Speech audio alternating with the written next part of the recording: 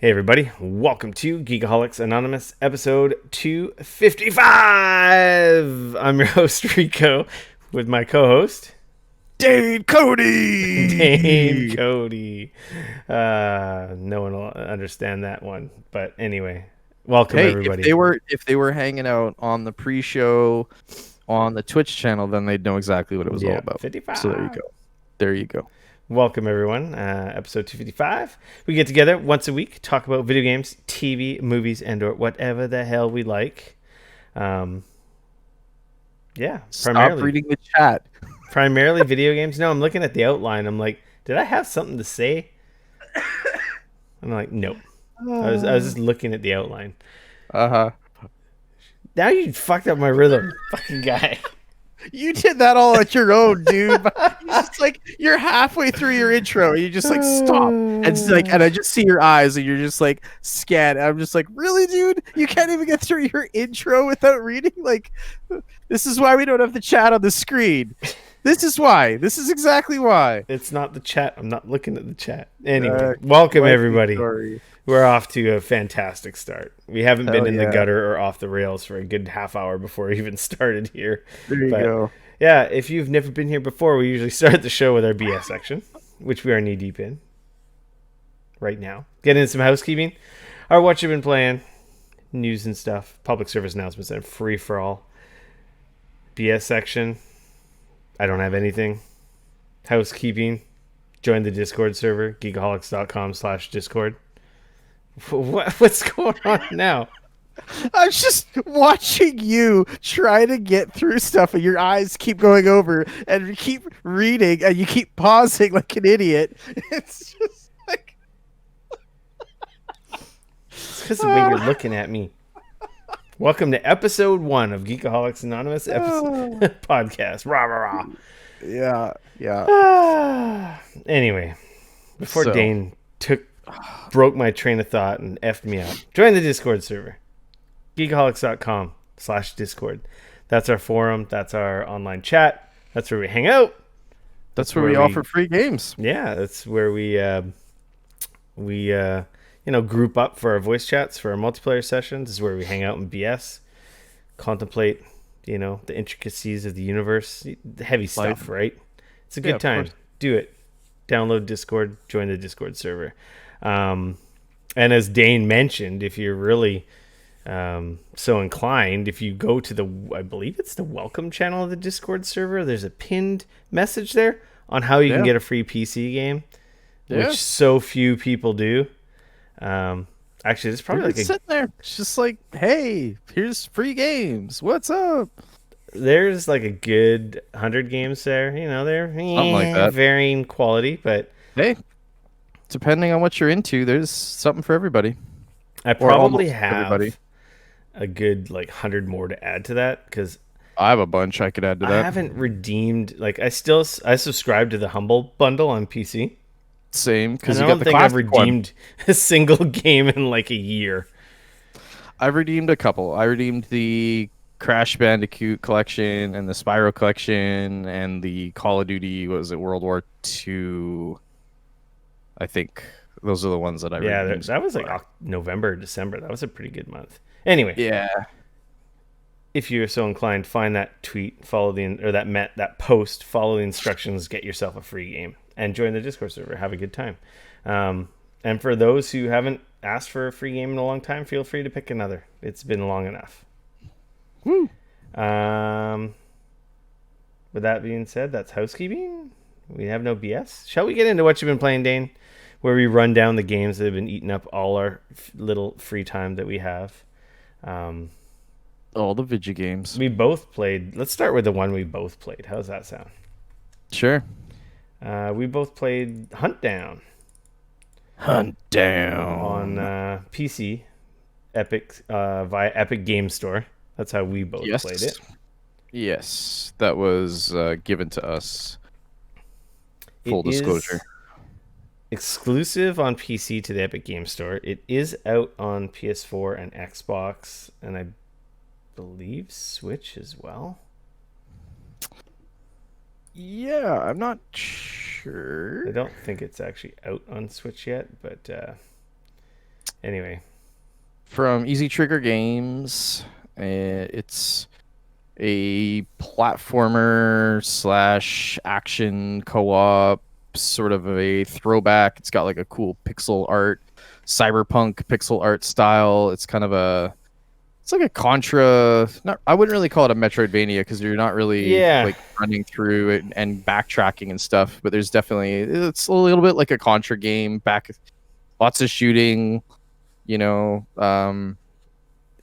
it's bosses. Like the levels are split up into like kind of three chunks. There's like checkpoints, and if you make it to the checkpoint, obviously, if you die, you respawn at the checkpoint, and then you get to the boss, and there's like a big boss battle, and then you carry on to the next one. There's what, four like major sort of worlds, and then stages. yeah, and then each one of those Yeah, has I like guess a mini boss you're leading right. up to Regions, yeah, areas of the city, or exactly. gangs per se, and then the Yeah, mid. because there's like four different gangs, and they Yeah, have like different types of like enemies within those gangs. And then as you keep playing, you'll beat the like or I think it's four bosses per, and it then the end depends. I think some of boss. them are longer. I think it's four, and then the end boss. So I think it's each one's got like five sort of like Mm. stages, and then the end one's a little different. But yeah, it's like an old school kind of throwback to that style of game. Controls are super tight. I thought it was great. I had a blast with it. 16-bit pixelated graphics, really cool tunes, like Yeah, music was great. post-apocalyptic kind of art style, very Blade Runner esque. I felt. I Um, just said cyberpunk, yeah, motherfucker. It's a cyberpunk aesthetic. you can play as three different characters. Yeah, and there's two-player co-op, but it seems to be local Low co-op. couch only. So, yeah, we were But not aware. I attempted to see if there was a way that I could like invite you to a game or something, and there's just nothing like that. So, yeah, and um, even looking on their like, looking it up on their site, it's like they have a landing page on Steam, and it mhm. says on there that it's like only local co-op. Okay, and It, it is coming to Steam in a year, yeah. so it's an Epic Game Store exclusive till May 2021, and then it is coming to Steam May 2021. So, So the three characters, the biggest differences is basically just their weapon type. They have different shooting styles. You mhm. can't shoot up or down. You Nope. can duck. You can do a duck slide. You Yes. can dash, which makes Shut you up. Oh, fuck you. You you can't can dash. There's no such thing. I don't know you what the fuck can you're talking about. dash, which No, gives there's you not. like a half second of like invulnerability, kind of I don't like believe you. in Dead Cells.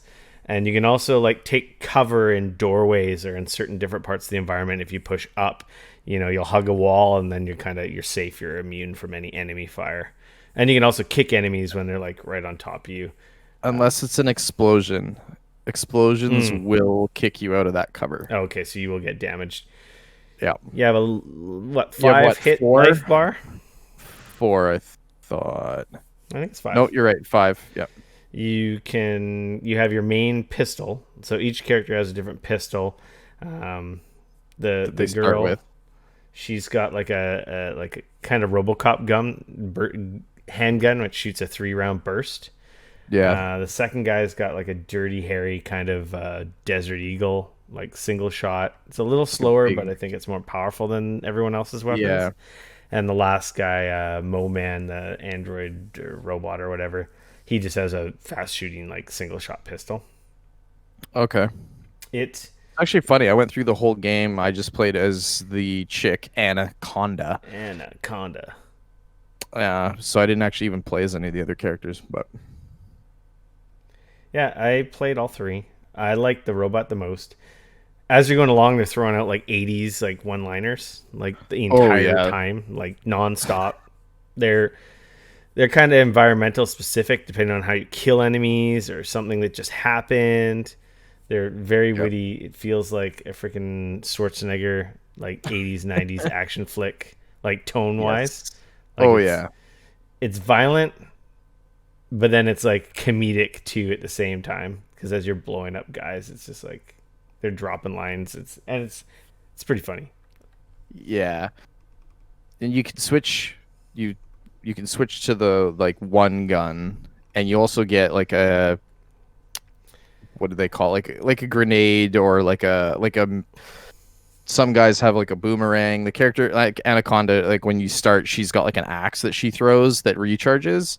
But then throughout the levels, you can pick up like grenades and sticky bombs and mines and like all that. Cluster bombs was one of them, where you throw it and it like throws a whole bunch of smaller like explosions.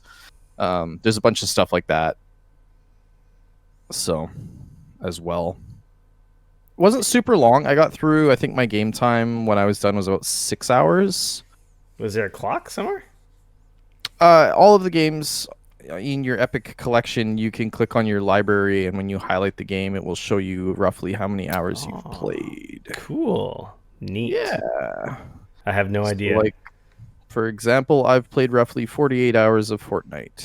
Oh, I don't have Epic on this machine, but I played 3 days of Dauntless. I think Jesus Christ. I think I beat it in like 2 good sessions.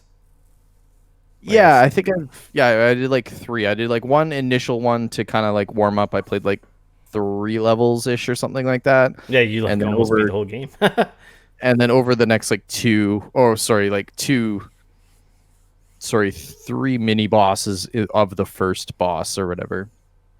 Yeah, and then I beat it over two more like chunks. I'm watching the video too. It is such a mashup of like Total Recall, Running Man, Terminator.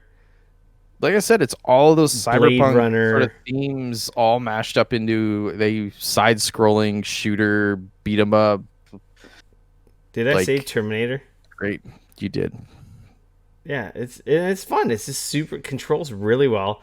There's tons of weapons. The boss fights are all super varied. It was a lot of fun. Yeah, I really liked it. It came out of nowhere, and I'm like, you started playing it, and I'm like, I may as well try this. I love like Contra style games, and like that Mega Man, it's very like Mega Man, like it's like it's very like Contra Mega Man esque. It's that same run, gun, shoot everything, a little bit of platforming thrown in here and there. Figure out the boss, their movements, and sort of get an idea for them. And it's a fun little romp, man. You got ammo management because you don't have unlimited ammo with the guns. So you're constantly... for your pistol or your starting weapon, you have unlimited ammo for that. But everything that you pick up has essentially like either ammo or even like the melee stuff. They have so many uses before you have to throw them away. So like there's like baseball bats and samurai swords and crowbars and stuff like that as well. I'm trying to find the price on it, but I can't. Really? It is $25.19 Canadian. That is a weird number. It's a little bit weird. So I assume it's $20 US. I believe you are correct. On the Xboxes and PlayStations and whatnot. Yeah, if you're looking for that type of experience, I highly recommend it. I was totally pleasantly surprised by it. And I mean, right now, you get if you're in Canada, you get a $14 coupon when you download or add Grand Theft Auto 5 for free from the Epic Game Store. Is it already on sale there? If you click on the Grand Theft Auto 5, you get a big coupon, which you could then throw towards whatever else you want. Speaking of which, little tip. So, if you're watching this live on Twitch, you have a little more time to download Grand Theft Auto 5. By the time this comes out on podcast form, that will have moved on. See whatever our next mega game is. Yeah, it's hidden, so I expect the Epic Game Store to crash again tomorrow. There was a rumor that went around with a slide with a bunch of games on it. So if they are those games, there's some pretty big games. What was it again? Was it the Witcher collection? Or was it something different? The rumor was that... I don't want to spoil it for people. Well, it's a rumor. We don't know what it is. That's true. Rumor was that one of them was the Borderlands Handsome Collection with all of Borderlands 1, 2, and all those games. Civ 6 was one of the games. Oh, wow. So we're all over the place on this. Well, I think they're throwing in a little something for everybody, right? Hold on. Let me see what the other ones were. I'm just trying to find that article. Here we go. The Borderlands Handsome Collection, Anno 1800.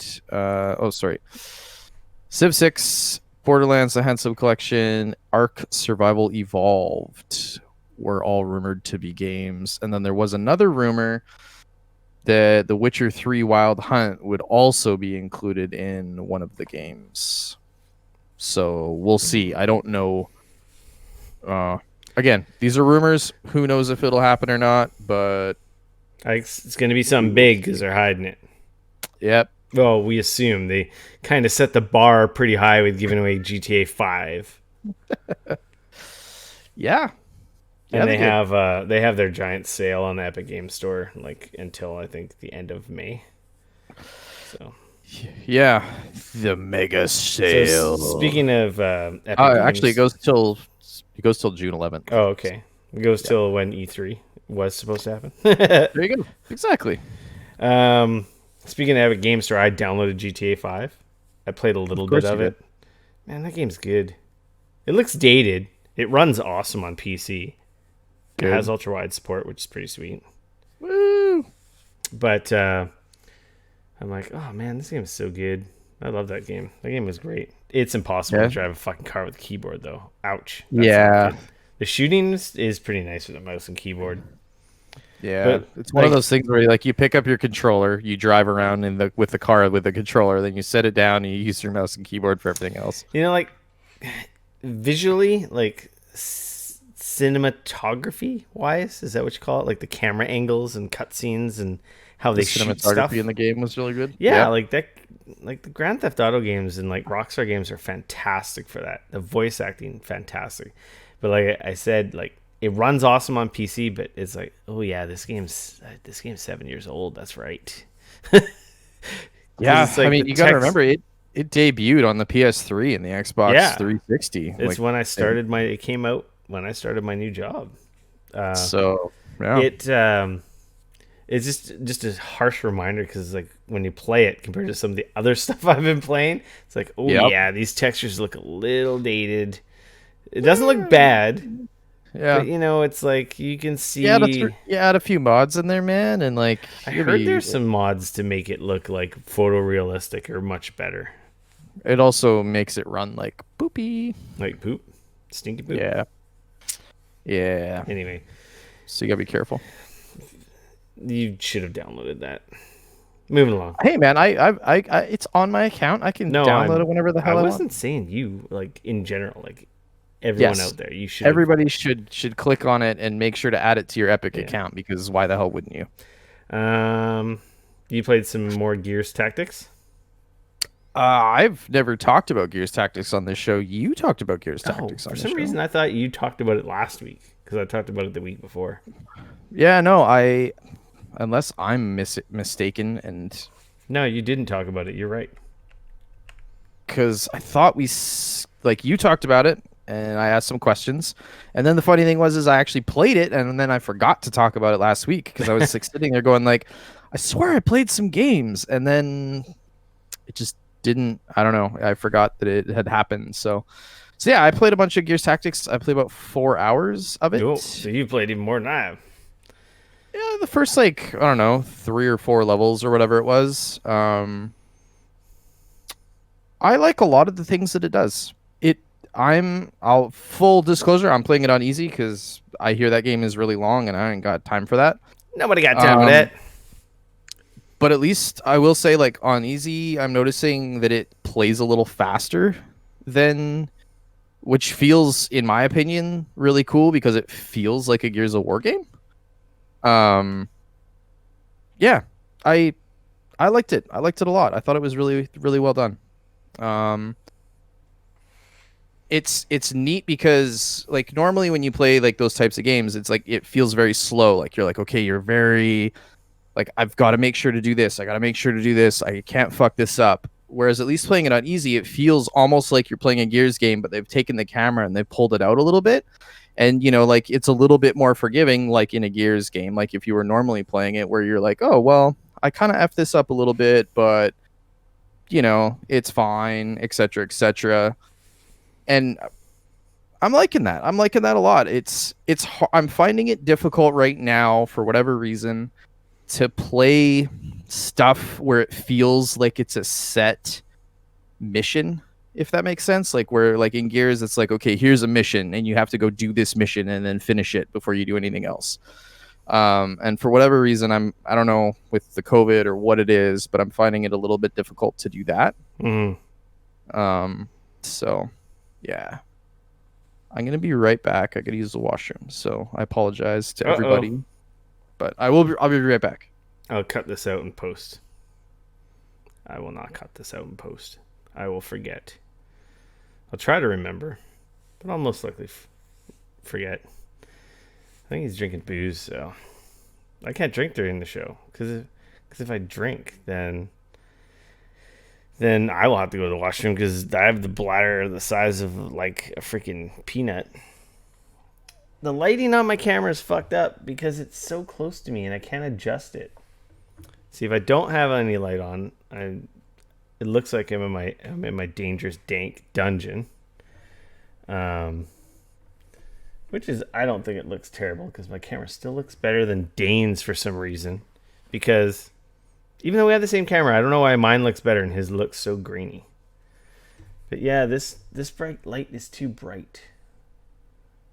But there's no adjusting it. Like, I have it bouncing off the back wall. And there's different color, I guess, temperature. But it's still pretty close to me, so it like reflects pretty brightly, so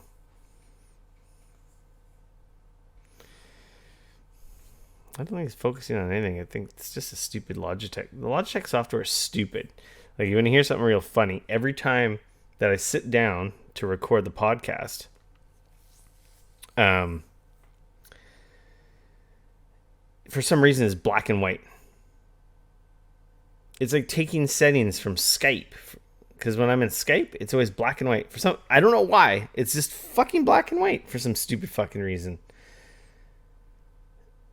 And then I go into the Logitech app. I can change all the settings there and then close it. And then when I launch Discord, it uses whatever I left it set in at there last. But I don't know. It's just weird. These camera drivers suck. And for some reason, I can't install the proper drivers for this camera. Anyway, this computer's going to get tossed to the curb soon. I really wish I had better lighting. I want to get one of those Elgato key lights, but they're so expensive. They're like a fucking ripoff. Like $300 for an LED light. Like, I don't know. I have a new camera. I have a Cam Link, and I have my Sony camera, which I want to use as a webcam. But I think if I use that, this computer would fucking explode. This machine that I'm using as a podcast machine is a much older PC. So, yeah, I would like to use that camera. I've had the gear to use that camera, which is like what all the fucking streamers use, like a DSLR with a cam link. But I don't think this computer could handle it, especially with the fact that it's recording the stream, or recording the podcast, streaming to Twitch, and it's just old. Like, it's an old machine. It's an i7, but God, it's probably at least 8 years old, if not older. So we're taxing it enough as is. I would like to use my main PC, but it's upstairs and I'm fucking loud, and my office is next to my daughter's room. I already get yelled at enough, so down to the dungeon we go. Yeah, when I finally beat Final Fantasy VII, I'm totally going to be on the Debrief podcast. I am, chapter 9 still for like a whole week now, because I haven't played it since last week. because I've been playing stupid Animal Crossing and Huntdown. And then I played. Oh, I forgot. I played Streets of Rage last night because Yuri's little post review thing he did there. I'm like, man, I want to go back and play that fucking game. I want to unlock some shit. By the 30th? You fucking crazy? I think I get to play an hour a day, if I'm lucky, of something. And it's actually kind of hard to play Final Fantasy for an hour. My problem is my goddamn daughter goes to bed so late.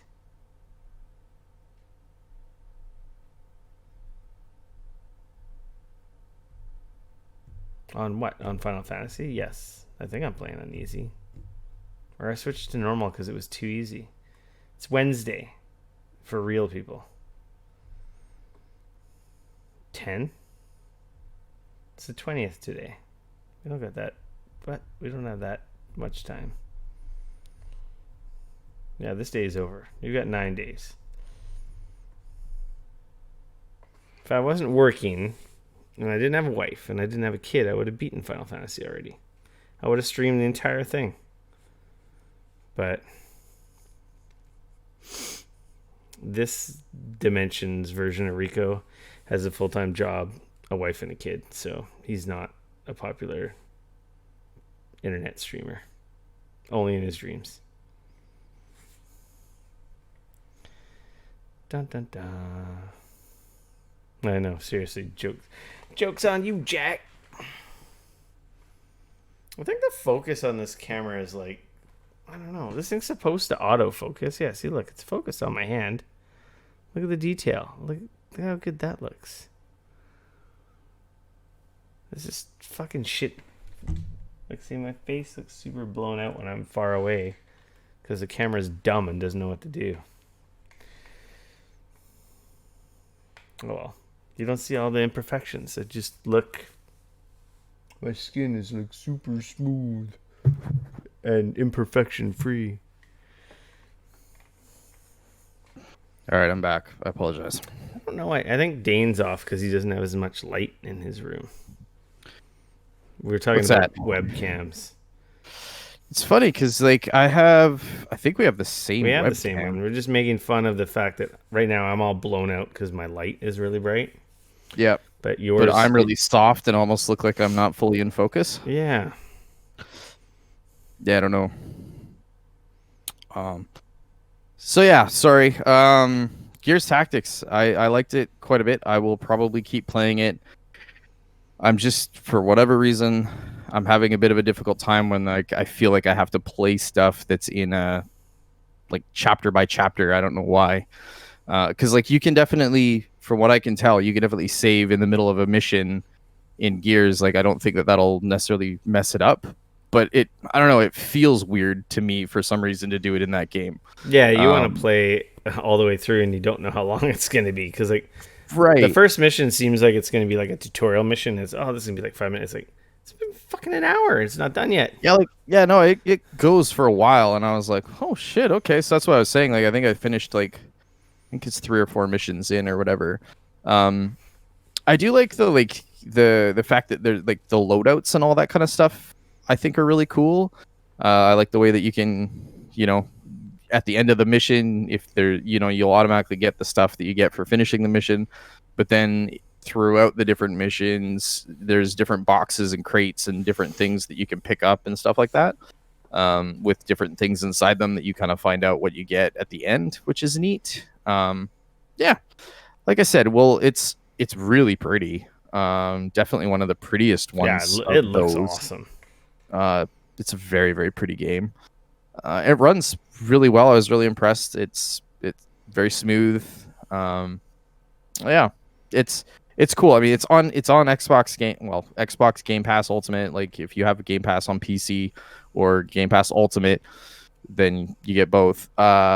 It's on there, so I mean, like, why wouldn't you give it a shot if that's your thing? It's definitely worth it in my opinion. So yeah, I liked it. I don't know if I'll go back to it anytime soon, but I enjoyed what I played of it. I find with games like that, I go through more of a I'm in the mood to play this kind of Yeah. game, and then I'll play it for a bit, a few days and a few hours sometimes, and then I might not have that same itch. So we'll see if it comes back, or if that's kind of what I'm into for a bit, then I'll definitely keep playing it. So I've been just speaking of being in the itch for things. I've been like Destiny 2 free for I think almost 2 months now. my name is Rico. I've been Destiny 2 free for. I see what you did there. Yeah. So you also played some Halo 2. You're like on the Microsoft, Hey man, they're dropping great games on Game Pass. What can I say? That was on. It's part of the Master Chief Collection, the next title to be added. Yeah. So like I said, I think on last week's show, I had missed the original. Like I missed playing Halo 2. I did not own an OG Xbox, and Halo 2 was not a game that had been released on PC. The original Halo, like I played the original Halo years ago because they released it on PC, the collector's edition or whatever it was, the CE. So I played that one, but then I skipped 2, and then I ended up playing 3 and all the ones after that. And then earlier this year when Halo Reach came out, that was the other one that I had missed before that I played through, which currently definitely sits as my favorite. I still, that and ODST I think are my two favorites as of right now. Yeah. I think Halo 2 is a shame that it ends the way it ends. It's the worst ending in video games ever. I mean, I don't know that I would say it's the worst ending, but it's pretty bad. You're like, because you don't, it's so, I mean, not really a spoiler. The game is as old as it is, but throughout the game, you play as both Master Chief and one of the elites. And like, it's brutal because like the end of the game, you've been playing through the whole game, sort of going back and forth between these two characters over the same period of time, sort of seeing like both sides of what's been going on. And then at the end, you play the whole thing through as the Arbiter. And then it feels like, okay, well, now I'm going to go figure out like what happens with Master Chief during this whole period. And instead, the game is just like, all you get is a cutscene showing like Master Chief and Cortana, and he's like, we're going to go finish the fight. Yeah. And then it rolls credits. And you're like, what the fuck? You're like what? So I definitely can see how, like, especially, on the OG Xbox, that would have been pretty frustrating. I will say I think it's brutal that some of the best story stuff in that game is hidden behind terminals, and some of those terminals are very well hidden. Like if you don't go actively searching for those terminals, and I don't know, to be fair, like I don't know if this is something that they added in for the Master Chief collection or if those terminals were in the original game, but now there's essentially per level there's a terminal hidden somewhere in the level, and you get to watch a freaking rad cutscene with a whole bunch of backstory and a whole bunch of story leading up to and filling in. I guess all they must. Are those all re-rendered? Like, are they like Blur they look style great quality? Not quite that quality, but they're definitely it's like Blur. High is it Blur, or is that the company that I'm thinking of? I don't. Blur might have done that one. I don't know. I know they did a bunch of the Halo stuff recently. I know they've done, the recent stuff that has definitely been them. I don't know if they did. I think they went back for this stuff too. But like that stuff is so cool. That is dumb when they do that.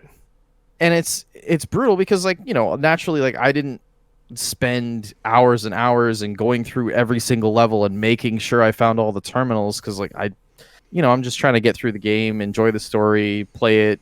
I knew it wasn't a super long game to begin with. How long do you think it took you? I think my game clock was like 6 hours. I think it's not very long. I know, I did it in like not long. I kind of want to go back to see what it looks like. It looks really good. They've remastered it. It's the same engine that I think all of those like Reach and all of them have. Like they look really good. Um, so yeah, like it. The ending sucks.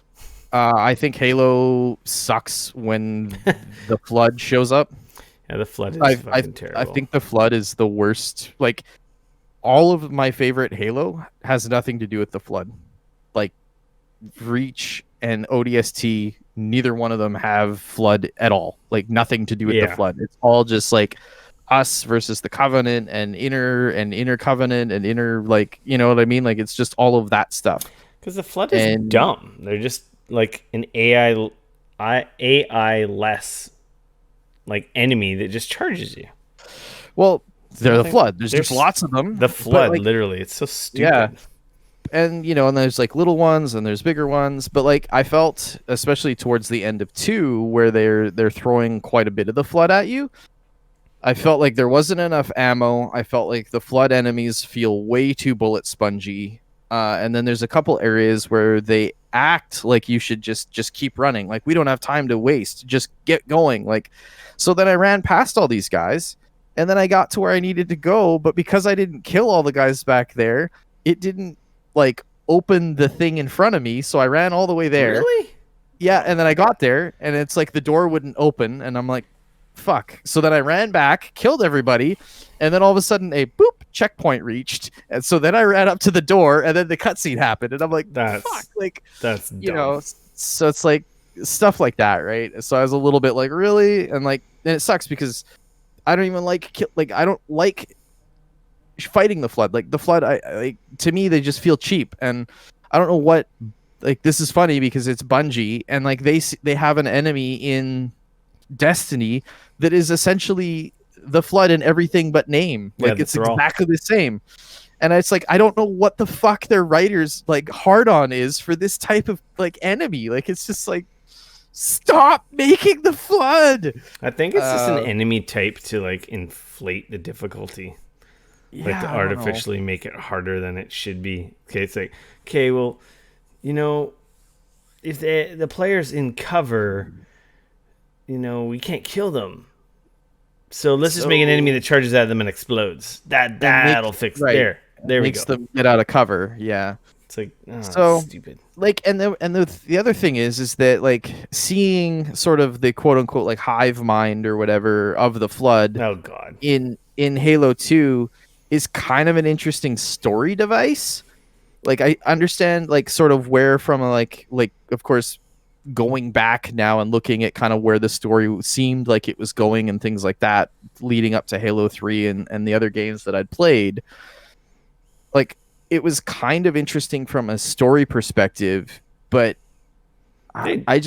those games are not at their best when the flood shows up. And to be honest, they never really deliver on any of that stuff very well.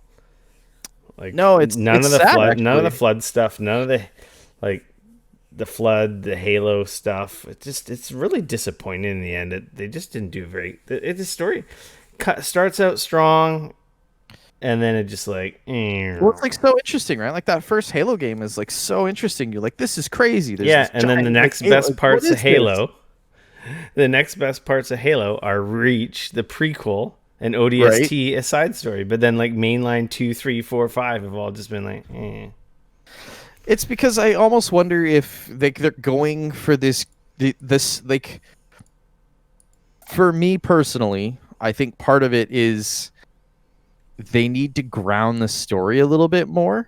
Like, they went for these insane, grandiose, we need to save the universe, but we're going to do it in a 6-hour shooter. And that works in a Mass Effect game where you've got 40 hours to build up to it. You know what I mean?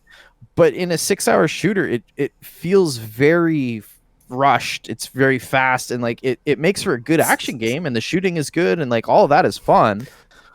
But it's like that story never gets to really like it's I love all of the story around all of the Halo games, like all the the books, like The Fall of Reach is a fucking rad as hell book where it like talks about the Spartan program and like all that kind of stuff. Like, that is cool.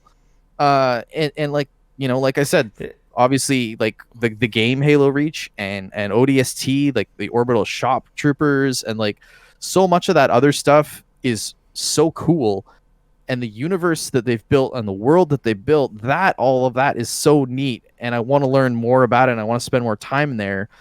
But it's like the Halo games themselves, the numbered Halo games, do a poor job. Yeah, it's like they focus on all the wrong stuff when they have so many cool things to work with. It just like they drop. That's why I don't have any faith in like Halo Infinite, like bringing back like that franchise. I think that franchise has just lost its way, and it was had so many hooks and things for it to be like. Don't get me wrong, Halo was big for a time, just like GoldenEye was huge for a time. It had its time where it like had all the air in the room, but I feel like people have moved on. Like people love Halo, like, oh, I remember Halo, I love Halo, right?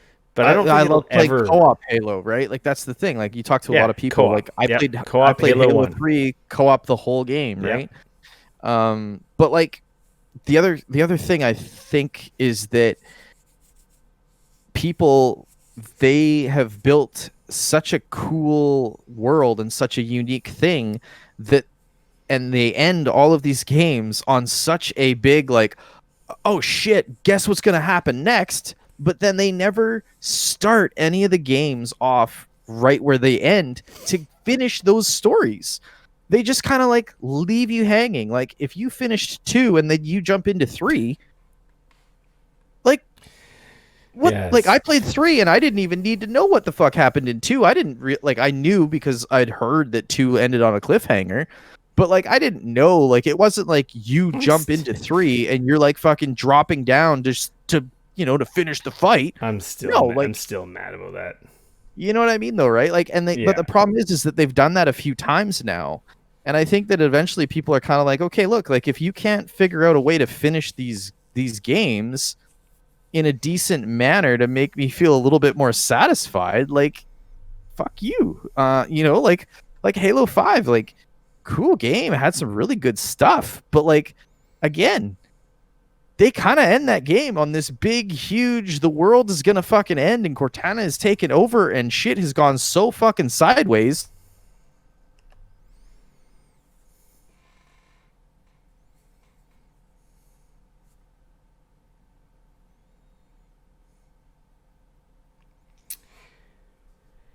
And we lost Dean.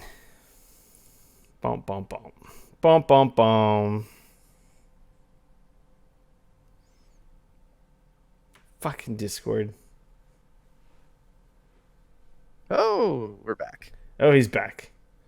Yeah. That was kind of funny. But anyways, there's my Halo rant. None of us heard. You have to listen to the podcast. It's all audio. It'll be recorded. Okay. There you go. Moving along. I don't know.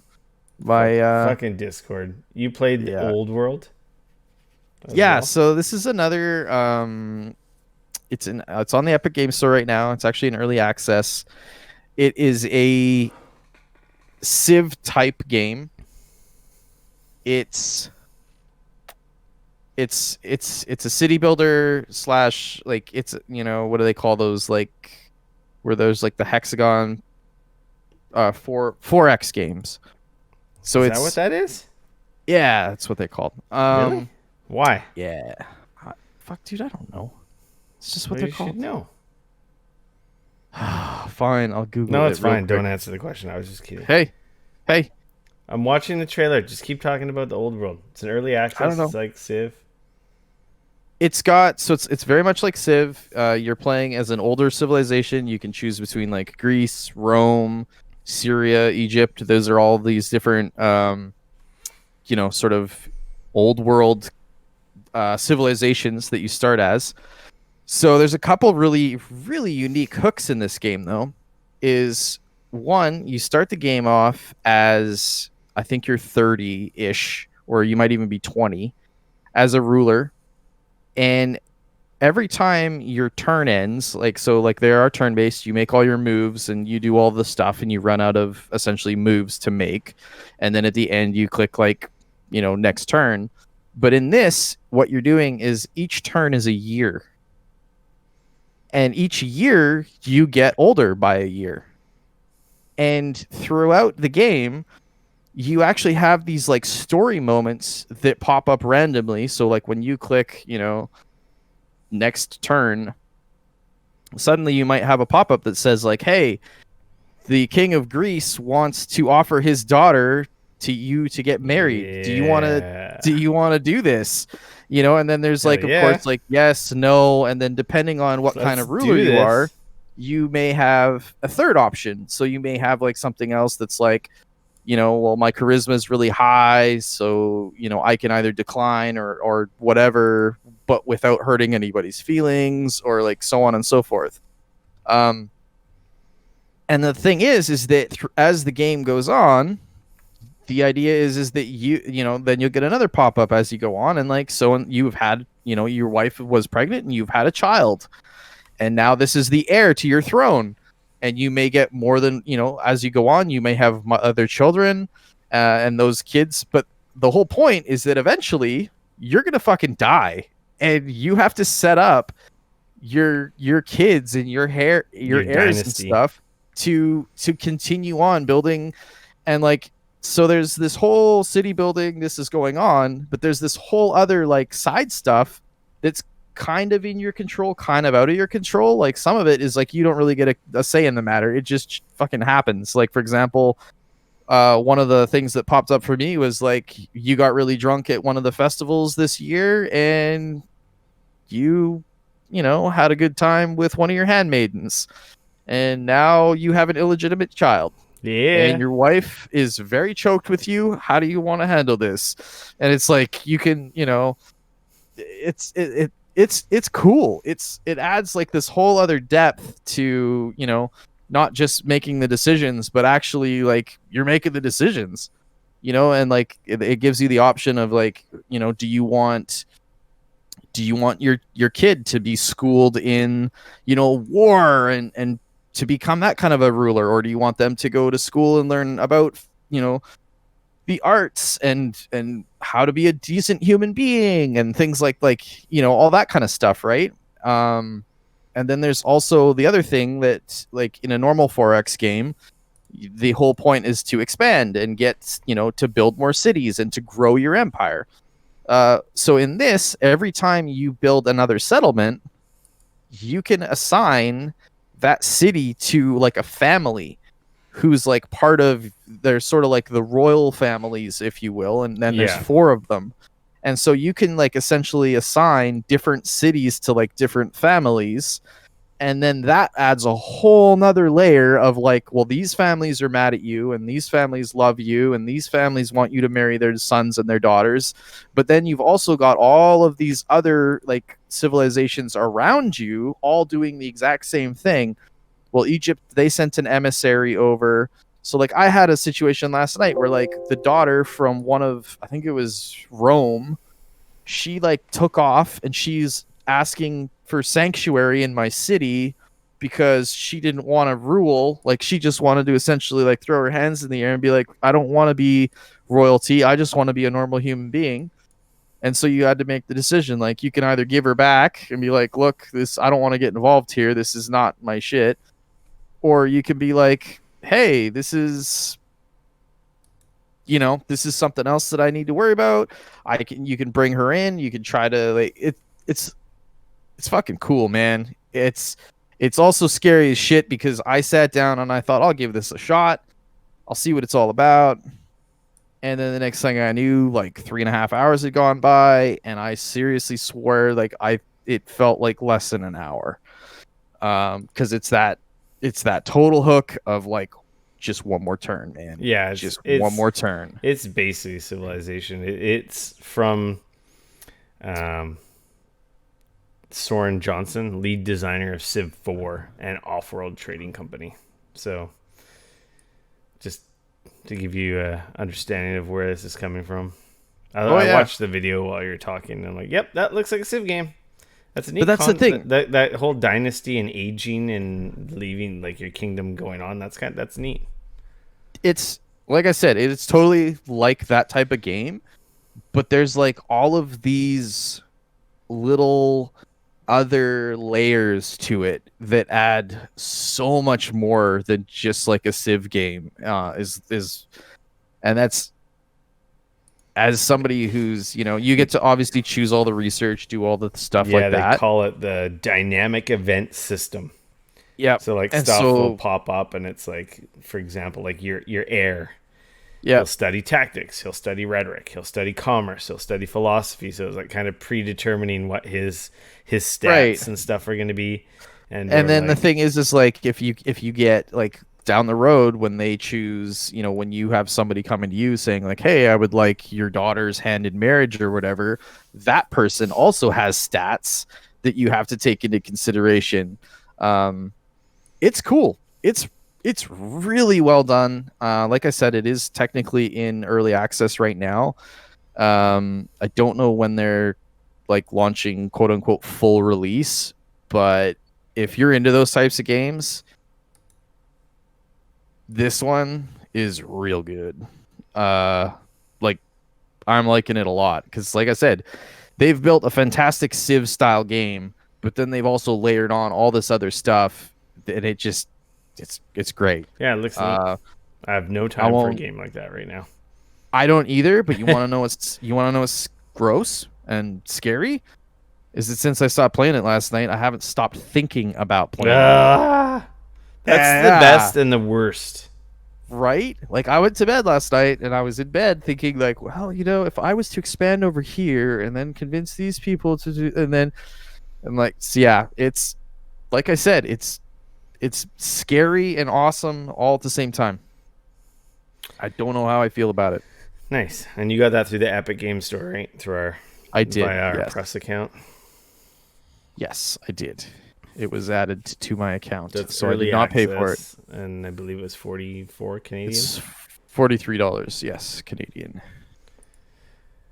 So probably 39 or 34 American. Something like that. With that being said, Dane, shall we get into the news? Let's get into the news. The news. Reports. Call of Duty 2020 is called Black Ops Cold War. This story from IGN by our friend Joe Scrubbles. New reports suggest this year's Call of Duty game will be titled Call of Duty Black Ops Cold War and will return to the Black Ops sub-series historical setting. The title was posted by Call of Duty leaker Okami on Twitter and backed up by sources of Eurogamer. Eurogamer added that it will return to the series' roots. Didn't specify any specific events or locations. The real-life Cold War is regarded as having lasted from 1947 to 1991. Whether it's a reboot of the sub-series or a prequel to the Black Ops story, which has since headed into the future, is still unknown. Yada, yada, yada, yada, yada, yada. New Call of Duty game. I mean, yeah, I would. Surprise! Oh, wait. My real question is like, does this mean that they're gonna have Black Ops, whatever the fuck this was called, Black Ops Cold War multiplayer launching this year as well? And then are they gonna also launch do you know what I'm saying? Well, because they have the Black Ops 4 multiplayer that's still running. Sort of, right? Kind of, and they have a battle royale mode in that, but now they just launched Warzone, which is like fucking super slaying successful. It. Like, at what point are you shooting yourself in the foot by releasing multiplayer every single fucking year for these games? Like, I don't know. Like, to me, it would just seem dumb. Like I could definitely see them like dropping like a sweet new, I don't know, like single player game, obviously, and then maybe even like somehow tying that into the existing like Black Ops 4 multiplayer stuff or something like that. But like to me, to like take all of the people that would be playing in Black Ops 4 and in like existing Call of Duty, are they gonna have Warzone and stuff? Are they gonna have a new Cold War Battle Royale free to play mode when this comes out? Right, that's exactly, because now you've got 3 Battle Royale games? Well, they only have 2, but... Right, but I'm saying if that's the case, they will have 3. I don't think there's been any word of that. I'm just making it up. But like, yeah, you get to a point where it's kind of like, why? Especially with, I feel like this last Call of Duty player base has been like, I feel like the most successful in a really long time. Hey man, I played a shitload of Call of Duty, and I haven't done that since like the second Call of Duty. Yeah, You know, like playing years it ago. we're still playing on a weekly basis. I haven't. If you've listened to podcasts for a few years, Call of Duty has not been a big part of it. And our game night, at least once a week, I'm playing Call of Duty. No other Call of Duty since Modern Warfare, the original, and 2 have like taken up this much time. Right. So, like, to me, it seems odd that you would want to try and lobotomize so much of that by a new multiplayer mode for this year. Like, I don't know. But they didn't say anything about multiplayer. Who knows? Maybe it will be the first time that they only have like a new campaign, and then they wrap up the current. You know how we've said it before. I've said it before. They should just have a season of Call of Duty multiplayer that rolls through a few years. And then so the whole player base is all together the whole time. You got your maximum player base, no map packs, which kind of feels like what's going on right now with the current Modern Warfare multiplayer. Which I mean, the only thing I do wonder is, I guess, like, as I understand, like, there are the people that like the way that the Black Ops multiplayer stuff feels, like, because it does feel different than like the Modern Warfare multiplayer stuff. So those people are clearly wrong, but hey, they're entitled to their opinion. They are. I think the Black Ops feels shitty, but I much prefer the Modern Warfare as well.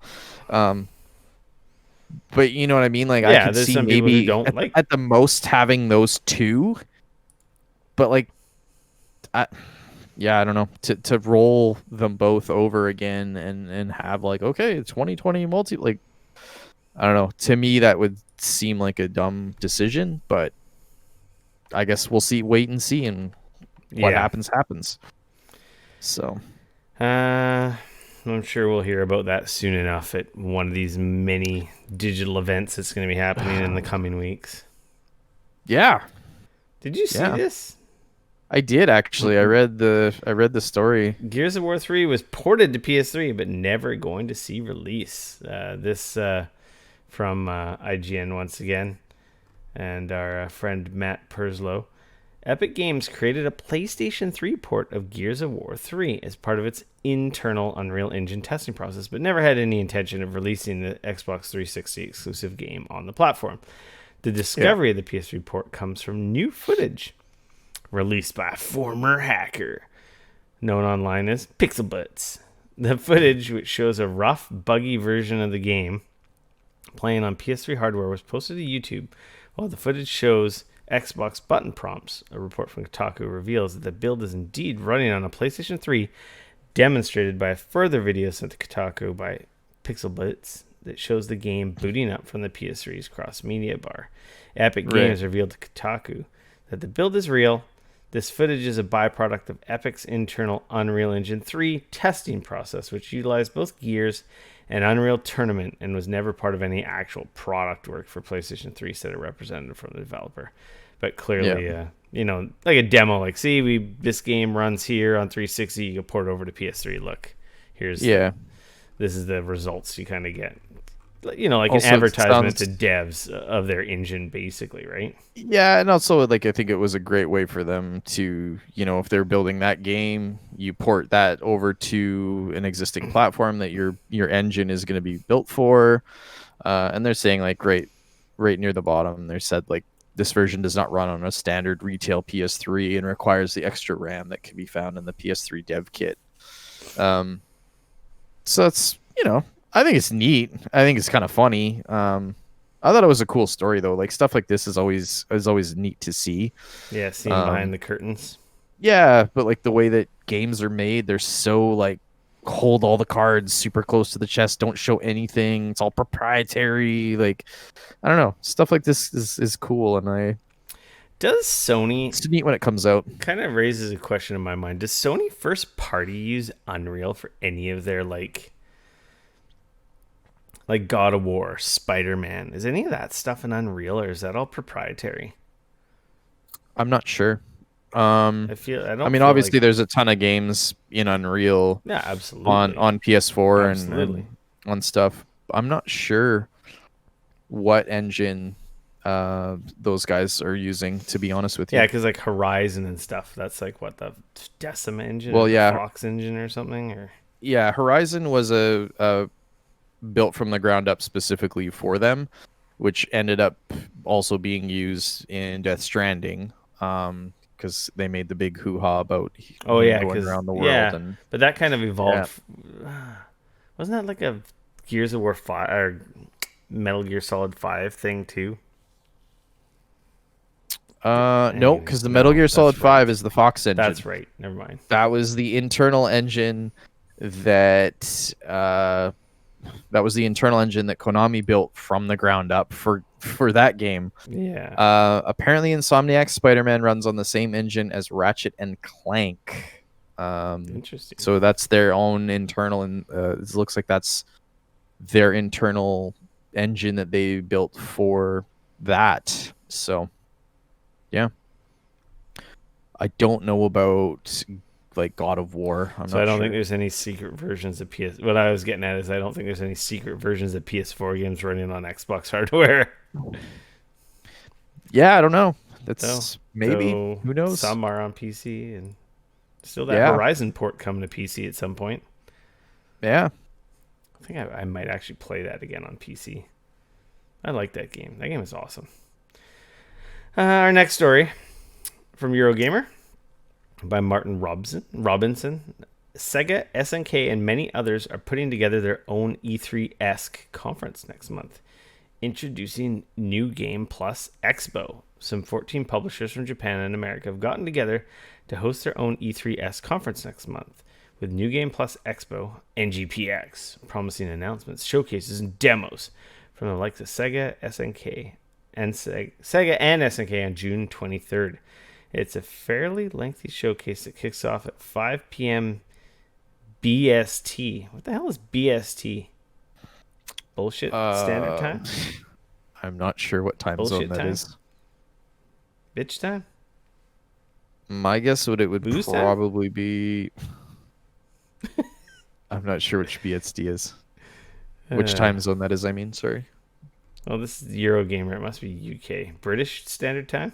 Maybe? I don't know. Possibly. And runs through to midnight. Holy shit, that is long.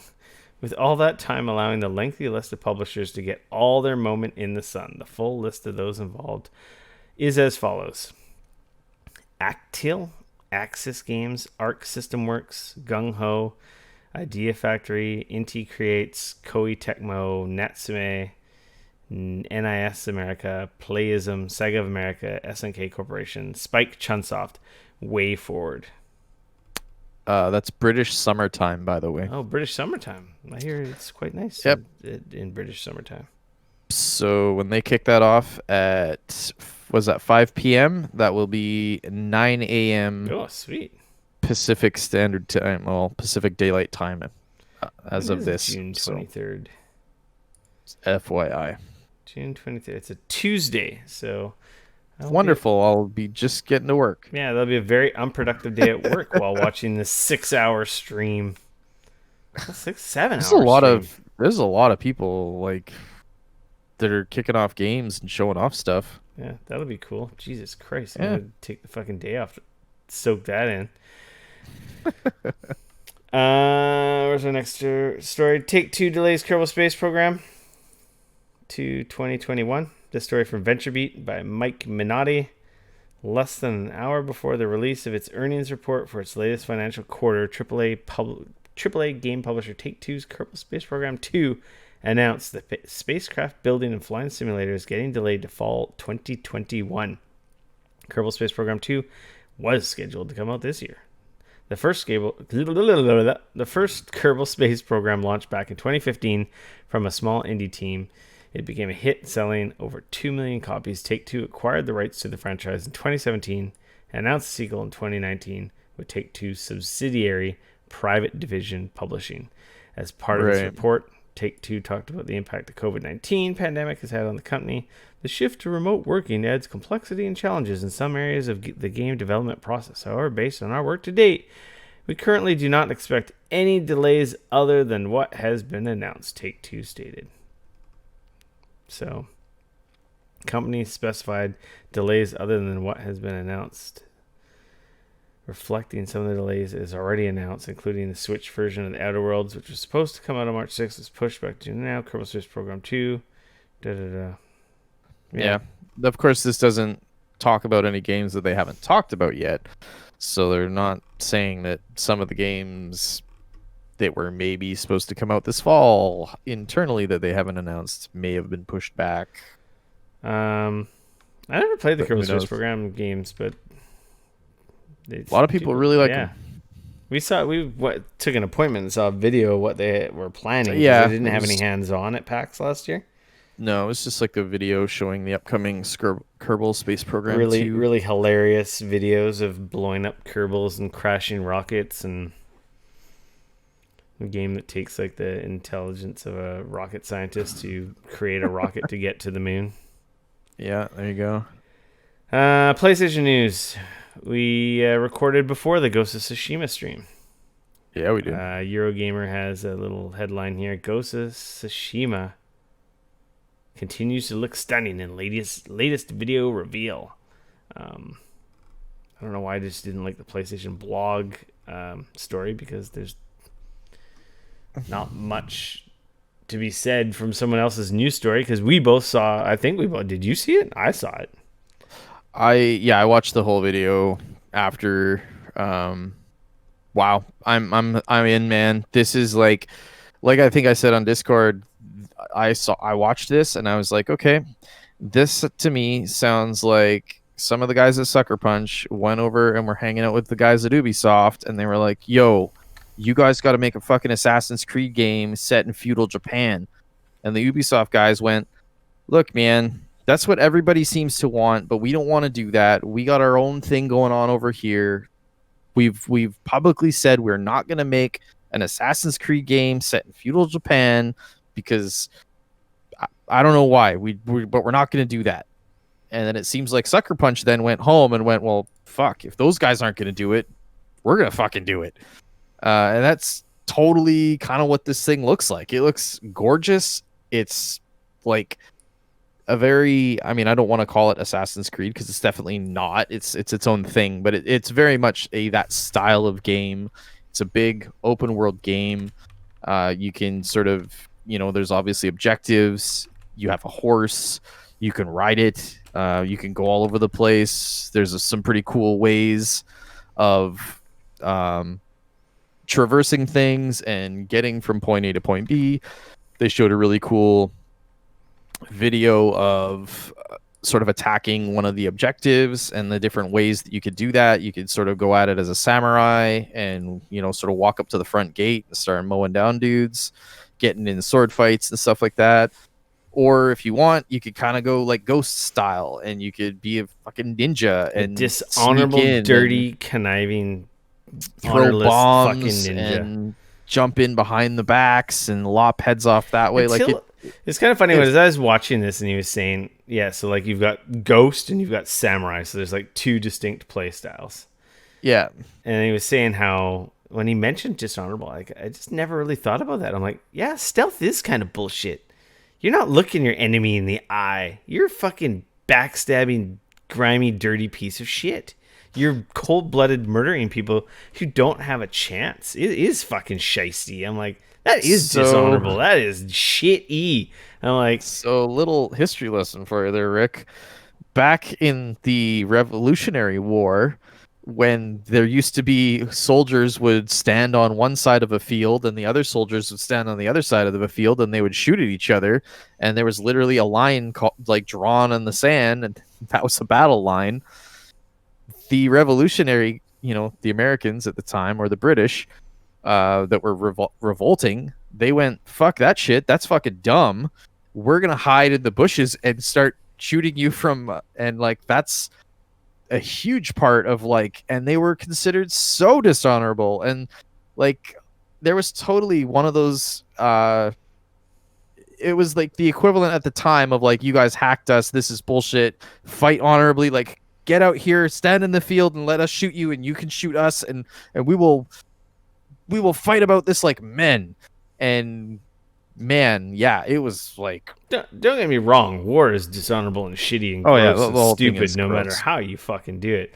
But like, yeah, that's true. Like samurai's like, let's go. Like Especially back then, right? Like it was let's all about the go. honor, right? Especially at that time in Japan, like it was very, very like if you didn't, if I dishonored myself at a certain point, I'm gonna literally take out my knife and like kill myself with it because I want to die honorably. Like it was very so yeah, like the ninjas back in the day were considered like scumbag, lowlife a-holes because they were super dishonorable. Yeah. It was awesome. I was excited for this game. Like my expectations were tempered. Like we kind of had an idea what we were getting. We didn't really know the gist of it all until this video kind of blew it out. Like we had seen some, structured playthroughs or scripted playthroughs, but they didn't show like the world map. They didn't show the systems. They didn't show the combat, the different combat styles.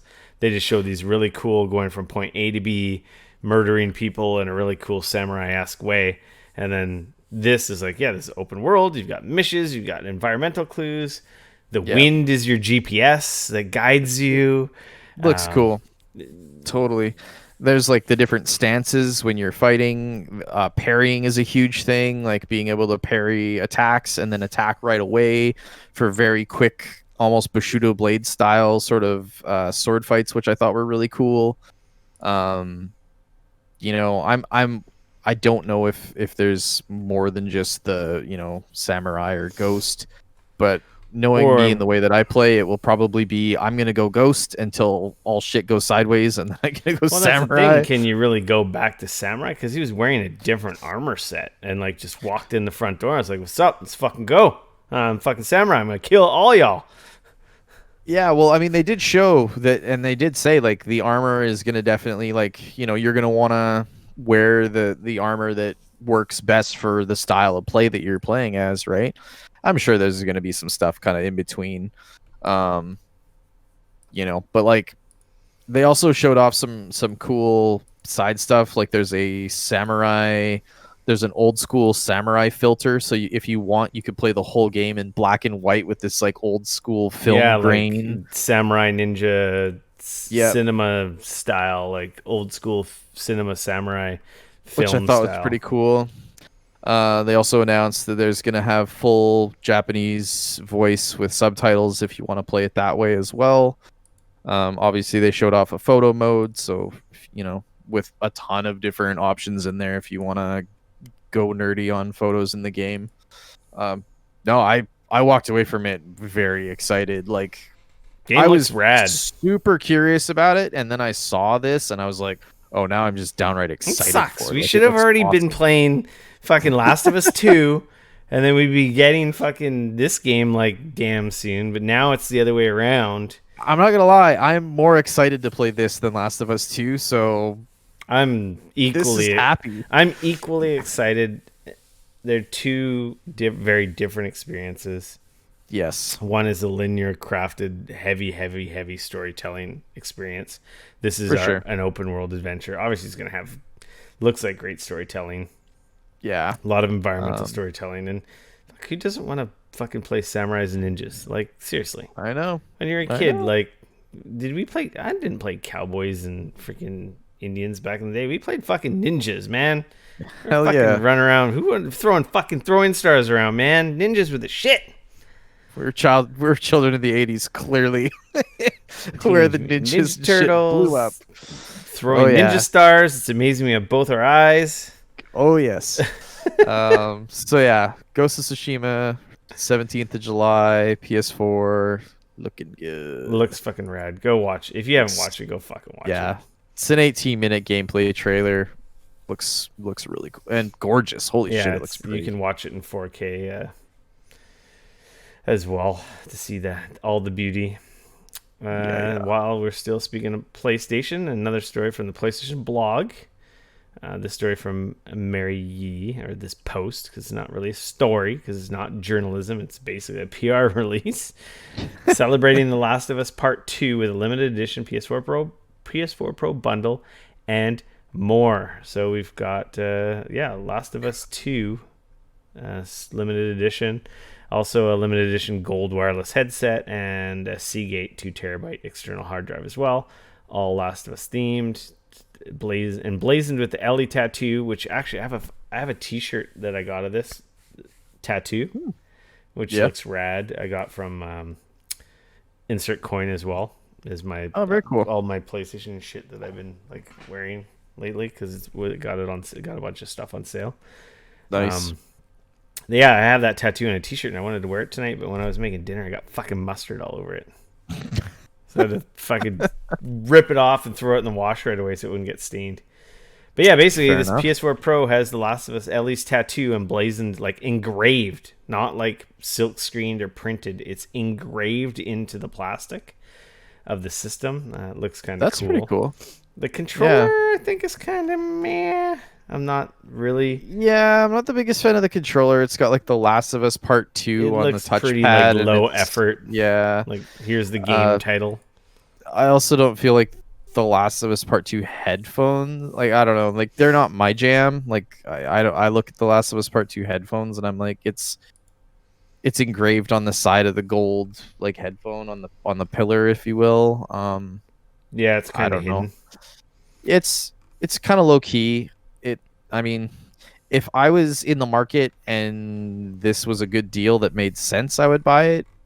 I personally wouldn't go out of my way. Like I don't feel like it's a unique, like this PlayStation sitting where I have my PlayStation, I wouldn't even be able to see the cool emblazoned like stuff on it because my PlayStations sit horizontal, like, you know, so for me, I'm like, all you'd see would be the little Last of Us Part 2 on the front of the console, and that would be pretty much it. So it's like, it comes with the game. I would hope so. Well, just there's so many limited edition bundles lately that don't come with the game. It's because the game got pushed back for 6 months. No, but like there's been like the Animal Crossing limited edition Switch. That's Nintendo. Doesn't come with Animal Crossing. Nintendo. Like you just answered your own damn question. Anyway, it comes with a physical copy of the game as well.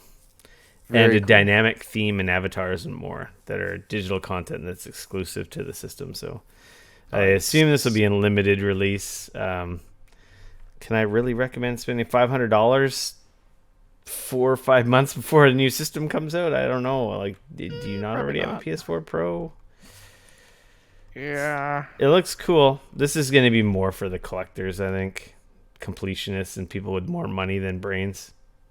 Yeah, or like the super fans, right? Like there's going to be people out there that are just super. It's nice. I like jam, right? I really like the system. I think the controller is just kind of like such low. That's the thing. I haven't really liked many of the PS4 special edition controllers. I've thought that most of them are pretty shitty. They're pretty lame. The other thing I will say that I just noticed, the buttons are all white. None of them are colored. They're the buttons on the face. Like, the controller's a little different, but yeah, but like I don't. It's still not. I don't know. It's Sony obviously had some executive calls going out recently, like a lot of people have been doing, moving along. Bunch of stats, numbers, yada yada have come out. PlayStation Plus has reached 41.5 million subscribers. PlayStation Now has reached 2.2 million subscribers. These stories are both from GameIndustry.biz by Rebecca Valentine. Right. Not much to say besides Sony fucking killing it, obviously. Probably a lot of success on these subscription services due to everyone being at home. I think the COVID helped the PlayStation Now. Yeah, PlayStation Now doubled its numbers. Right. That's still a long way from where Microsoft is with Game Pass, though. Yeah. Game Pass, they announced, is over 10 million subscribers. So, seeing as the head start that Sony has had with PlayStation Now, I'm actually kind of disappointed that it's. I don't know how they haven't rolled PlayStation Now into Plus and bumped it up a few bucks.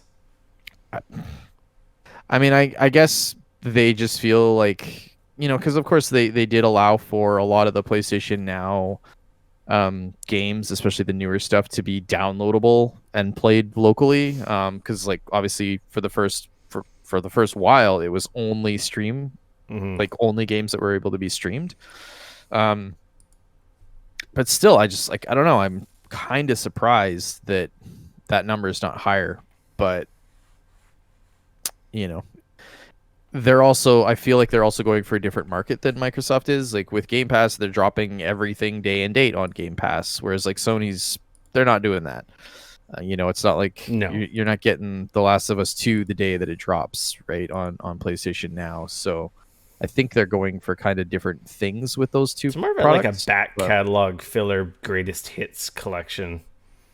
Yeah. Because there's a lot of PS3 and like PS2 stuff in there that you can play on your PS4. Because obviously there's no back compatibility, but I've never used it. But I think it's making them bank. Really, the point of these stories was obviously people asked, okay, what about PS5? And he's like, we'll have something to say about PS5 soon. People stayed up super late on this Japanese investment call to like the middle of the night, and then he just said, yeah, we'll have more on PS5 soon. Like literally one line. Right, because they're not gonna like fucking drop some big bomb there. Like, why would you do that? Like, shoot yourself in the foot, rumor, right? Did we talk about it last week? The rumor mill is June 4th for something for PS5. Yeah, I've been hearing like early June. I don't know if we talked about it last week. That would be literally 2 weeks from now on Thursday. We'll see. I have a feeling when Sony comes out to talk about the PS5, I just want to say it first before anyone else says it. I think they're going to have a fucking awesome presentation. Like they're going to have Horizon, they're going to have Spider-Man, they're going to pull out like the fucking big guns, and they're just going to be like, bah, bah, look at our fucking huge dick. We're fucking PlayStation, PS5, and they're going to come out swinging with these fucking awesome games. It's going to be like the year that they unveiled Final Fantasy VII and all that, the Year of Dreams, all that nonsense. It's going to be like that. I have a feeling it's going to throw it on the table. They're just going to fucking thwomp it on the table, bust the table in fucking half, and everyone's just going to be like jaws on the floor like, whoa. So... All right. Well, I could be very wrong, but that's my call. I have a feeling it's going to be awesome because so many of the presentations lately have been so fucking lame and like not cutting it.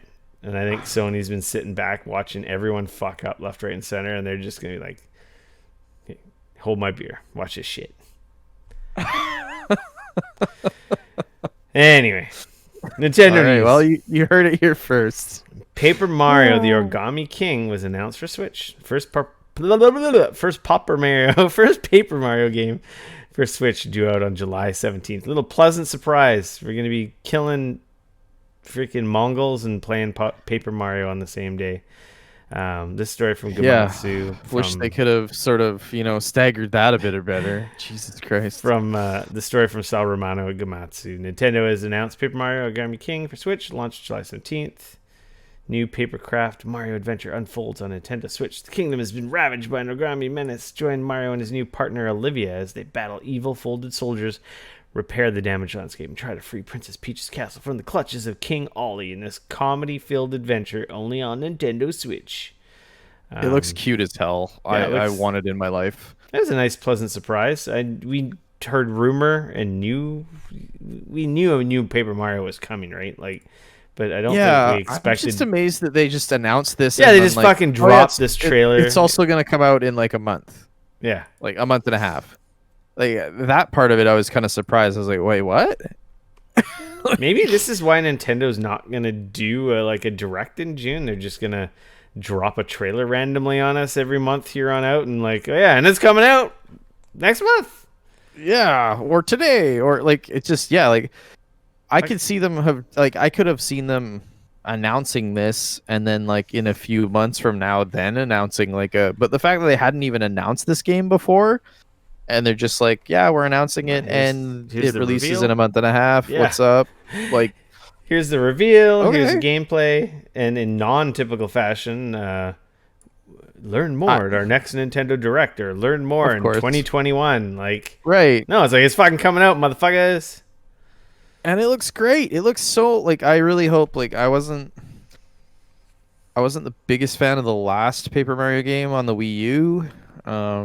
It was well, it was the Wii it didn't U. really do it for me. This, I mean, again, who knows? Maybe it'll come out and it'll be a big fat turd. I have no idea. But from what I've seen, it looks cute as hell and it looks fun, and I could go for another Paper Mario right now in my life. So yeah. In news that probably doesn't appeal to anyone but me, the man-child, the 44-year-old man-child, Lego Super Mario power-up packs let you change Mario's costume. You guys may remember from a couple weeks ago, or maybe a couple months ago, when we talked about the Mario Lego set, and I'm like, yeah, I'm buying that shit. Didn't you pre-order yours already? Oh yeah, I pre-ordered mine. Speaking of pre-orders, they've reopened on Lego's set if you weren't able to find them elsewhere. For the starter set, $69 Canadian. I assume like $59 American. Anyway, these power-up suits, they have a little trailer.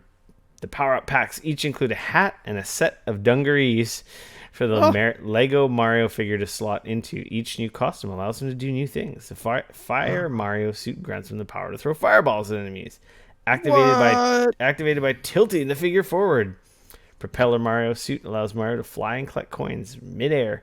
Cat Mario, meanwhile, lets the plumber climb walls, making vaguely adorable, somewhat creepy cat noises. Finally, the Builder Mario suit lets you perform a damaging jump, which awards coins as Mario smashes back down to the ground. There's a little trailer. This little figure looks cool. This is gonna be fun. Me and my daughter are gonna have a blast with this thing. I'm looking forward to it. So that's fair enough. From IGN, Matt Perslow. Got nothing for Xbox. They're making their next video presentation to blow our socks off. I hope so. Public service announcements. Oh, still on the Nintendo train here. There's some new NES and Super NES, Super NES, Super Nintendo games coming to Switch.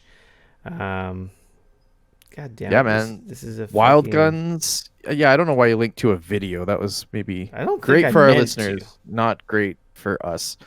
So on the NES, they're releasing Rygar, which is really cool. And Super Nintendo, we got Wild Guns, Panel de Pon, and Operation Logic Bomb. Wild Guns, hell yeah. Wild Guns looks sweet. Panel de Pon that's the Japanese version of Tetris Stack. Yeah. Tetris Stack is fucking sweet. That game is awesome.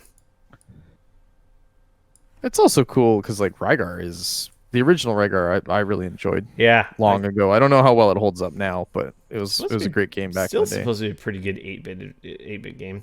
We talked about the Epic Mega Sale, Epic Game Store Mega Sale. Assassin's Creed: The Educational Tour of Ancient Egypt and Greece are free on PC.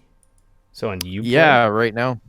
Which is pretty sweet. From Eurogamer by Matt Wells. How long does this run till? Does it say? I'm not sure. Until COVID is over. Just a tweet. Discovery Tours free from Uplay until May 21st. Oh shit! Well, download that shit while you're listening to this now. Yeah, if that's up your alley. These were part of. I don't remember Odyssey having one. They added it after. Okay, it was something they added after. I mean, if you own the games, then don't worry about it. This is mainly for people that don't own those games that want to get in on just the educational stuff, right? Both Discovery Tours are available for purchase as entirely standalone experiences. They're also included as part of their respective games. Usually cost around 15 euros, so like 20 bucks American. Yeah. 25 Canadian, something stupid like that. Yeah, those are cool. Those are neat, especially I guess with a lot of kids at home. I think it's cool because they obviously like you can't run around and shank people, and you're not doing all that stuff. But it's an awesome way to just run around and check out and see those worlds, historic cities. Get learned. Yeah, exactly. This other story or public service announcement comes from Polygon by Nicole Carpenter. Castlevania soundtrack collection is now on Spotify. Thanks to Konami Europe. I shared this on the Discord, but now you got a link in the podcast show notes. get your Castlevania music on, man. There's some dope ass tunes. Kind of mad at Konami at the moment, so who fuck isn't them. mad at Konami at any given moment? No, I'm a little choked about the whole, TurboGrafx 16 thing. Yeah, so, that's fucking annoying. So they can suck it as far as I'm concerned. And I don't have a contact at Konami. Actually, the one time I did take a Konami appointment at E3 years ago, the PR person who gave me their card, then I remember us talking about this like during all the Konami kerfuffle with like Kojima and whatnot. Like they don't even have a personal email. She had an email that was like numbers and letters, like it was a fucking Wi-Fi password at Konami.com. It's like, hey, you're like, if that doesn't say we don't value as a human being, you don't even get a fucking email address with your name on it. Or at the very, very least, it's some generic like marketing or PR at like Konami.com. No, you know what I mean? Give literally two fucks about you as an employee. That you just have this random jumble of shit at Konami.com as you like. That's fucking. It's a whole new meaning to like, what's your number? What a weird fucking company. Yeah, anyway, I don't even know what's going on. Moving along. So if I had someone I could talk to there, I would, but we don't. So yeah, because Konami's dumb. If that said, I'd love to talk to somebody from there to figure out what the hell's going on. So, this brings us to our free for all. The Snyder Cut is real, Dane. Oh my God, what the fuck? Fucking A. Let's bring it on, baby. Coming in 2021 to HBO Max. Story from IGN by Jonathan Dornbush. Yes, it'll be exclusively, officially released on HBO Max next year. Yeah. Wow. Seriously. So I do want to point out that obviously this is like there was a big campaign, release the Snyder Cut, because if anybody doesn't know, about 3/4 of the way through filming Justice League, Zack Snyder, the director, had a death in the family. His son passed away suddenly, and he had to step away from the movie. And Joss Whedon stepped in, and obviously Joss Whedon and the studio stepped in, and they finished the movie. Now, of course, Justice League was not exactly known to be like an amazing film that everybody loved. Some people liked it, some people hated it. Whatever. It had its moments. It just had a shitty fucking villain. And the funny thing is that being the big complaint from a lot of people, the interesting thing about it was that, throughout the years since the movie has been released, at least from what they've talked about, it sounds like Zack Snyder had a fairly different idea for the film that had a lot of different stuff. Now, I don't know if he's going to have full carte blanche to come back in and make all the changes that he wanted. That said, they are giving him a budget of $20 million to come back and more or less do all the stuff that he needs to do to make this his cut of the film, which is, not a small chunk of change. So, which is, I think it's cool. Like, I do have sort of two minds about it. There's a concern that I do have, which is like, we've talked about it before, but like a whole bunch of whiny babies whining and complaining and trying to get something to happen because they don't like something.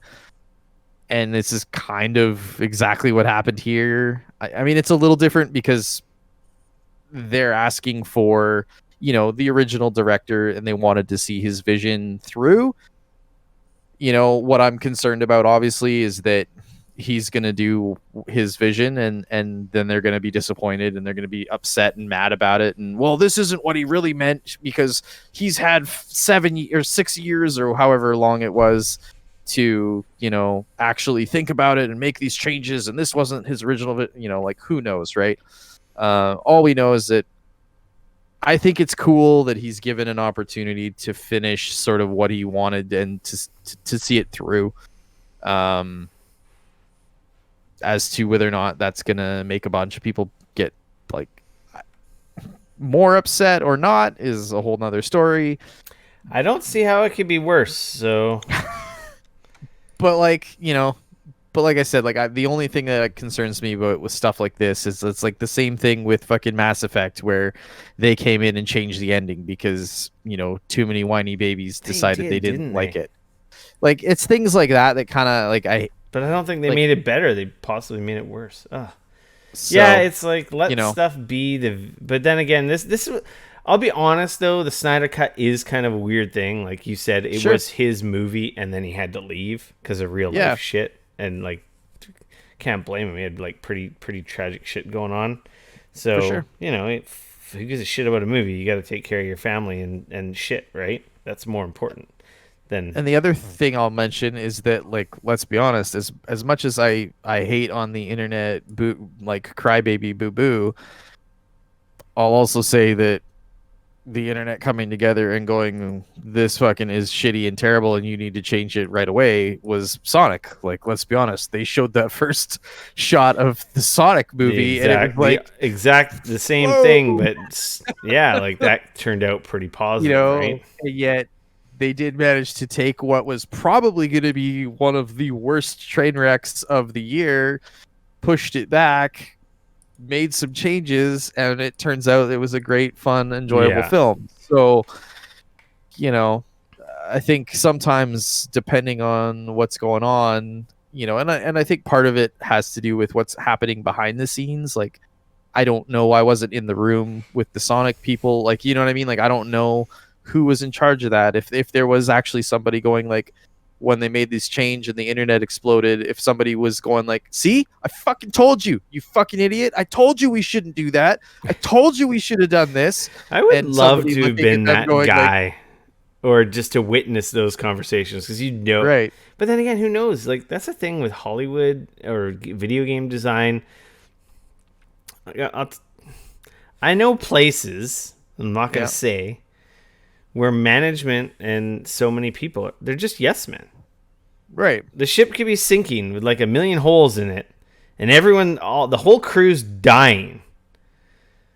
But there's the man in charge, and everyone is just so busy kissing his ass and agreeing with every decision. To be like, guys, this is a bad decision. Why are we doing this? This is stupid. It's like all mental capacity has disappeared and no one like has the balls to say or anything, and it's just you get in this circle of just that's great man, that's awesome, this is such great collaboration, this is a great idea man, that's so awesome, and it's just like I call it a yes bubble. And it's so you wrong, get caught in a yes bubble.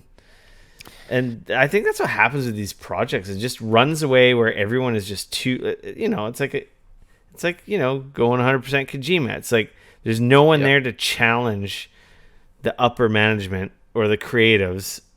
There's criticism, there's constructive criticism, right? But then I think in some of these environments of creativity, I think some people or establishments don't allow anyone to have any fucking say, and that's where some of these projects go so fucking wrong or like crash and burn or just like disasters because I think you also have like the main, like take Kojima as an example, right? I think you also have situations where you have somebody like that who just like, he decides like, this is my studio, this is my vision, I'm gonna do.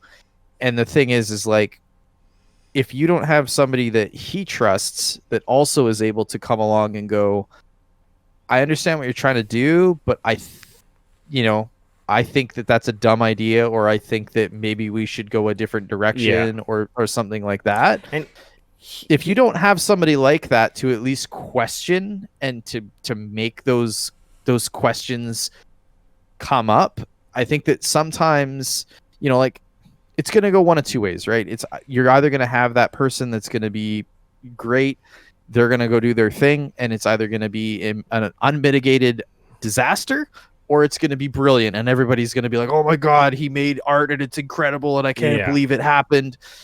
It's, and the other way right? is the design by committee, which is like has no heart, no soul, has a bunch of check boxes, and then it falls flat because it's just like, well, you were scared to do anything. You didn't commit to anything. You just made this bland vision of this character or this story. And yeah, it's always a. And then, of course, when it comes to films, and then, of course, with properties, especially, you're talking about, you've got, with Justice League, for example, you've got DC, you've got Warner Brothers, who owns DC, and then you've got, Zack Snyder. He's got his, he's a fan, so he's got his vision that he wants to do. And then you've got Warner Brothers. They're the ones that are spending the money on it, so they're the ones that kind of have their say. That they've kind of like established, right? Sure. And then they've got DC with Jeff Johns, and he's running DC and everything, and he's kind of got his whole vision for what's going on.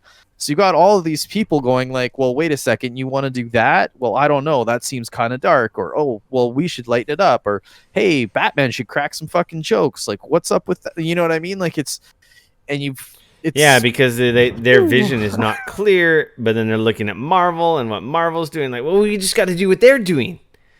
But it's like, but you're not Marvel. Forgetting that essentially Marvel more or less put one person in charge and said, like, okay, build a universe. And Kevin Feige went, okay, this is what we're going to do. And these are the steps we're going to take. And this is, and obviously you have to be flexible to some degree, but you also have to be rigid to some degree, right? Yeah. Because like you're talking about building stories that are going to be not coming to fruition for years. Yeah. Or like how, well, that's what I mean, right? Like how long was it? Like 10 years or whatever, or longer since, the first Iron Man movie to when like, we finally kind of had the accumulation of all of this, like, yeah. So that's the thing, right? You gotta.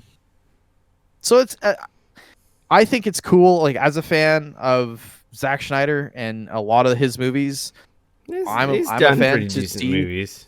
Like I really enjoy his style. I really enjoyed, obviously the first Man of Steel. I thought was really good. Batman vs. Superman definitely had some issues. The extended cut was, in my opinion, vastly superior to the original cut that was ended up in the theaters. Still did not fix the movie, but was definitely much more watchable. Like I said, I enjoyed Justice League fine. I didn't think it was great. It was definitely not on an Avengers level or anything. It'll be interesting because like hearing that there was Black Suit Superman that like he had in the script. There was something about Green Lantern that was possibly being in the Snyder like cut. So like that type of stuff excites me. Like that stuff seems really cool. Like I would have loved to have seen some sort of nod to the Green Lantern and the Corps and stuff like that, because I would love to see a proper Green Lantern movie. Yeah. Because as much as I love Ryan Reynolds, that was a bad movie. Like, yeah, that was a fucking. I enjoy it from a weird like this is a fucking bad movie like side of my life, but like I can also recognize it's a bad movie. So like of course I would love to see them make a real like Green Lantern movie and do it justice, because in all honesty, like out of the DC universe, the Lanterns are fucking cool. They're fucking rad, and they fucked it up so bad. Did they ever? So I mean, I would love to see like, that's the thing. Like, what pisses me off is like, okay, I like Marvel. I like Marvel. I align to Marvel more, but I like the DC stuff too, and they have some fucking awesome villains. Yeah, and they fucked it up like more than once. Like, what the fuck? Yeah, I mean, them jumping and pulling Parallax into it right off the bat. Like, why wasn't Sinestro? Why didn't he become the villain? Like, you know what I mean? Like, why didn't they go that route instead? Like, the whole thing seemed, I don't know. But anyways, so like I said, this is an interesting move. I do hope that it doesn't send the wrong message is all. Yeah. And I mean, and I do recognize that this was totally up to Warner Brothers. They had their, this is a very unique one-off kind of thing. We're not going to totally. And like, it was really up to them to, they honestly, they could have just been like, no, get fucked. Like, we're done with it. We've moved on. and and because like that's the thing, right? In 2018, they flat out said like, no, we've made the movie. We're not doing a Snyder cut. Like there wasn't a Snyder cut. Like this is The movie's this fucking is it. done. Like, This is the movie you yeah, get. exactly. And so, them now kind of backpedaling on this and going like, you know what? Fuck it. Here's some money. Finish your movie. If anything, it's goodwill to the people, right? So like it's kind of a smart PR move. So are they doing shoots to complete this, or is it all just stuff that they are? Oh no, they're like I said, he was given $20 million. To I just go thought it was and shit that finish was on the him. cutting room floor. I mean, a lot of it is that, but you also have to remember though, there's a lot of stuff that ended up on the cutting room floor, and when it ends up on the cutting room floor, that means like CGI and like special effects and all that kind of stuff doesn't happen, right? So like now he's got the ability to go back and go like, okay, well now these scenes that were on the cutting room floor that I wanted to flesh out, I have the budget to do this and that and et cetera, right? But Henry Cavill came in at the end of his like chunk with him, sort of showing like, hey, like I'm involved as well. Like it's, you know what I mean? Like it's pretty cool. That's so neat. Well, you know what? People have been clamoring for it and they got it, and I love it when people get what they want. Yeah. And maybe it'll be cool. We'll watch it. I'm sure we will. Oh hell yeah. I forgot. I'm gonna refold the show back in on itself. Oh man, what are you doing? I forgot to talk about fucking Animal Crossing and the disaster that was my selling turnips today. So after you figured out how to turn the direct messages on Twitter, so I got a flood of messages. I'm like, I've been using the turnip calculator, to predict like my turnip prices, and my village got 570. That's fucking fantastic. Wow. But it was an AM price, which is kind of lame because it's only 4 hours. Sucks.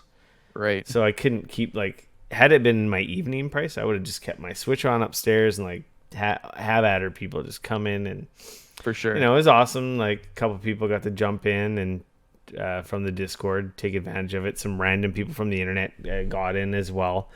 But sweet. At first, I didn't have internet where I was at. I was like on my lunch break, so I was like tethering my phone as a mobile hotspot, so no one could connect that way. So awesome. some weird routing thing would not allow people to come in through that connection. Okay. So then I found an open hotspot, and then it started to work. That solved that problem. And then you actually had to have people come and go, and that's a whole my god, it's so slow. It's so bad. So-and-so is flying into your island. Everybody has to stop and watch and wait for them to come in. It literally takes 2 minutes. The game it's fucking terrible. It's got to save the game. They got to come in. They got to wait for everybody to leave. It's like, it's the clunkiest thing. On the plus side, you can't leave the island because so-and-so's got their menu open. Yeah. On the plus side, I made like $4 million. I'm fucking loaded. Baller. And helped out some listeners to the show and some randos off the internet. So, yeah.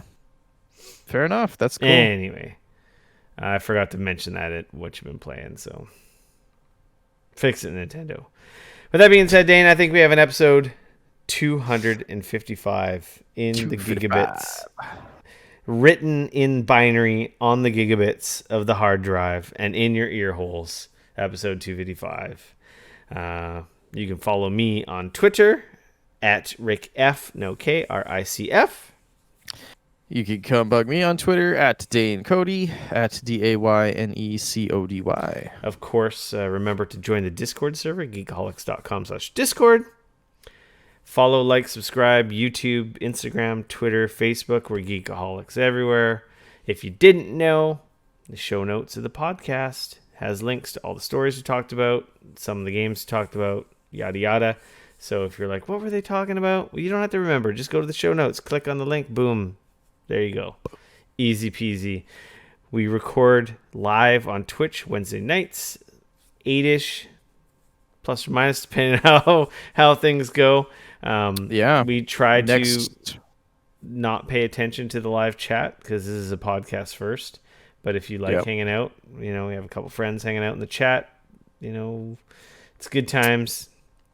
And I don't have 100% confirmation, but I have about a 90% confirmation that we are going to have a special guest next week. Ooh, I like special guests. That'll be exciting. Sweet. Obviously, when we know more, we will announce that. Absolutely. And obviously, podcast comes out every Thursday. All we ask: share, rate, review, Apple Podcasts, Apple Music, wherever else. I don't think there's any other freaking podcast rating services, but or just give us a signal boost on the social medias whenever you see us posting about the show. Gotta line up some new contests. What else we got going on? I'm trying to think here. I think that's about it. Oh, and of course, if you're an Amazon Prime subscriber, you can throw us your Twitch Prime subscription. There you go. If you're not doing anything with it, you get a free one every month. Throw it always. If you ain't doing nothing with it, obviously, if you want to help contribute to the show, our E3 2021 fund is building slowly but surely. With that being said, that's it, Dane. Until next week, we are out. $1 bill, y'all. $1 bill, y'all. Peace.